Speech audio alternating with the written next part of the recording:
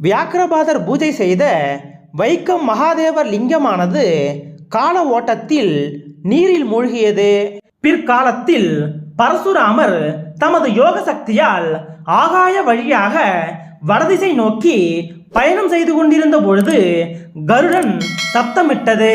அந்த நல்ல சகுனத்தின் அடையாளமாக அவர் கீழே பார்த்தார். அங்கு நாவல் பழ நிறத்தில் ஒரு சிவலிங்கம் நீரில் பாதியளவு மூழ்கிய நிலையில் இருப்பது தெரிய வந்தது.